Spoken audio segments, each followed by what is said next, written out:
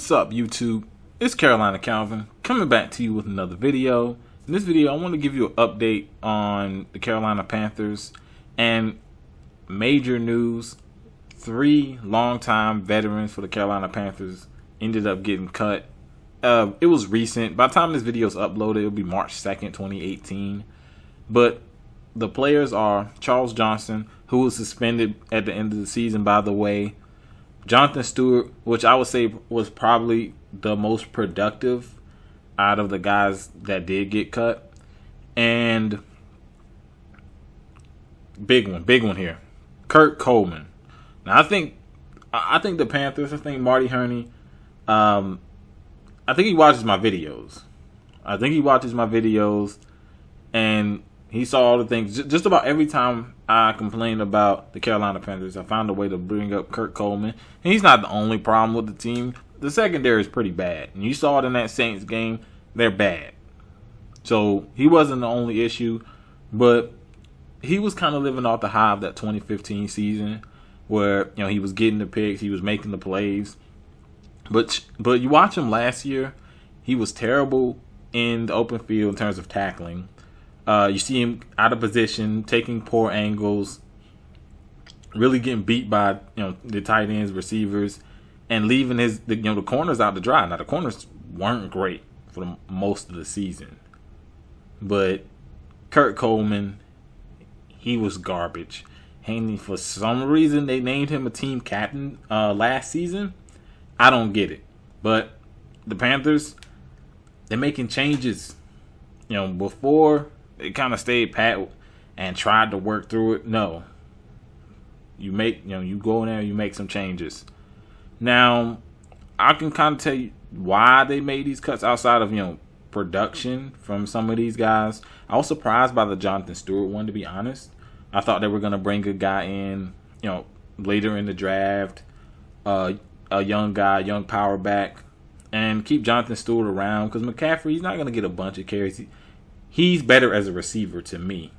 He can't run the ball, but he's better as a receiver to me because he causes a lot of matchup problems. So I thought they would keep Jonathan Stewart, around, kind of use him in short yardage, take his carries down. Because the big problem with him, you saw it in his really bad games, because a lot of people only remember the good games, but you saw the really bad games, which there were more of those than good games. He wasn't making guys miss. He wasn't hitting the hole hard enough. He was hitting the hole hard, but just not quick enough. So you saw a lot of, back to the line of scrimmage or losing yards. And part of that has to do with offensive line. Panthers had problems at center. They had problems at left tackle. Just because, Ryan Khalil was hurt. He played with a neck injury. So he was hurt, but even when he was in there, I guess he was playing hurt. He was terrible, by the way. The lowest graded offensive lineman. And his brother wasn't much better, and this was the guy that they paid all this money to. So that didn't help out the running game. The running game was awful. If it wasn't for Cam, they're a bottom 10 running attack. So don't let the numbers fool you, because they will. Because the Panthers have Cam Newton as a runner. But probably the most important thing coming out of these guys getting cut, re-signing Andrew Norwell. I thought they were just gonna let him walk, and it would suck because he was really good. He was the Panthers' best offensive lineman. Him, Darrell Williams at right tackle, Trey Turner. Trey Turner was solid at right guard. And those, Darrell Williams, Andrew Norwell, they didn't even make the Pro Bowl. They got kind of snubbed. And the big reason, Ryan Khalil, Matt Khalil, they played so bad. Teams, I guess in the selection process, they didn't even look that way because they assumed the whole offensive line was bad. But it kind of showed that these people voting for the Pro Bowls don't watch the games. You got to see who's playing well, who's not. But Darrell Williams, Andrew Norwell, Trey Turner, I think those guys played well. Mostly Darrell Williams and Andrew Norwell at left guard. Darrell Williams at right tackle. Thought those guys played well. So keeping Norwell around is important. Also, when are you going to pay Greg Olsen? he was hurt last year, but he still came back in there. Got dinged up a bit. Still played well against the Saints. You got to pay him. He's been one of your top pass catching tight ends. He even got better as a run blocker when he came to Carolina. He sucked as a run blocker in Chicago. So I think he's earned that money. He still has a lot left. You got to go out there and pay him. You can't get rid of weapons, especially when just looking at Pro Football Focus, only 2 Panther receivers graded 70 or more. Everyone else, I believe, is 50 and below. They bring in Russell Shepard. He was terrible. Only one, Brent Burson, I believe it was like a 71, and of course Devin Funchess. Everyone else was terrible. Curtis Samuel's a guy that they're hoping for, but who knows? Who knows? He got hurt before we could really see him do anything. So, big reason for these cuts is to free up the cap space. Also, Star Lotulelei, I'm sorry. That's going to be, his rookie season was great. Kind of tailed off since then, but I think he's still still a young guy.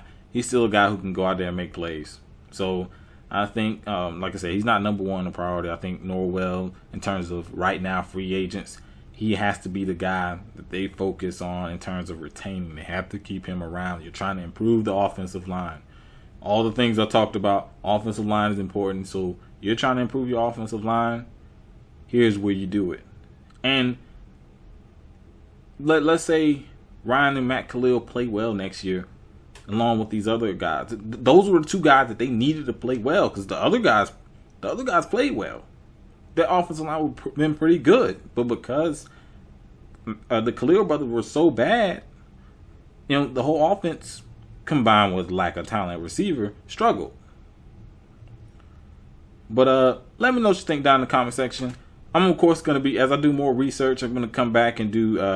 I may even do a mock draft video. Don't watch a lot of college football. I usually wait till around the combine to kind of do watch game footage and stuff like that. I don't really watch the combine, maybe a little bit, but I like looking at game footage of college players, look at the Panthers team needs, and I may come back with a video pretty much just talking about a specific guy,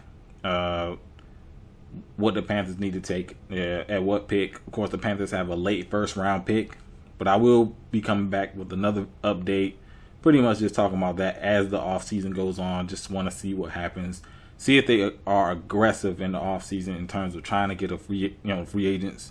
Not only just drafting well, but the free agents is definitely important, because there might be some guys in there at positions of need, and the Panthers have plenty of those. But if you like this video, hit that thumbs up button and subscribe. Thanks for watching.